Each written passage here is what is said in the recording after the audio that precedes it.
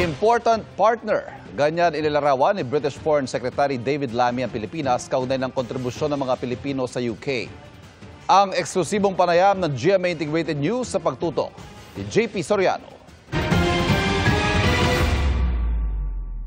Sa pulong ni Pangulong Bongbong Marcos at British Foreign Secretary David Lammy, tinalakay ang kahalagahan ng binuong Philippines-UK Joint Framework Agreement na nakasentro sa pagtutulungan ng dalawang bansa para mapalakas pa ang defense and maritime security ng Pilipinas. Sa eksklusibong panayam ng GMA Integrated News, idinitalye ni Lammy ang mga natalakay nila ng Pangulo, gaya ng pagpapahalaga sa international law, ang isang posisyon ng Pilipinas pagdating sa Ukraine at espesyal na relasyon ng Pilipinas at Amerika sa gitna ng mga pulisiya ng Trump administration.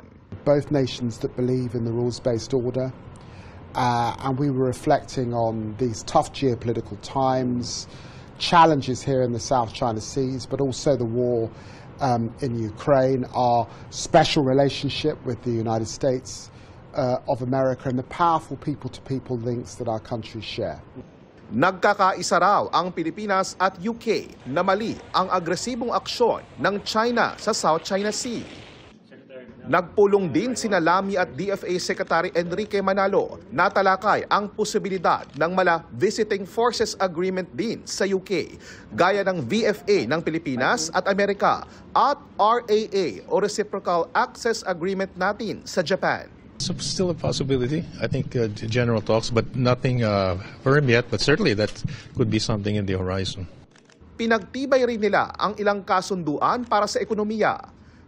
We are committed to maximize the potential of partnership with the United Kingdom on offshore wind farms in the country. Sa ngayon, UK ang bansang may pinakamalaking foreign direct investment o FDI sa Pilipinas. Para sa GMA Integrated News, JP Soriano, nakatutok 24 oras.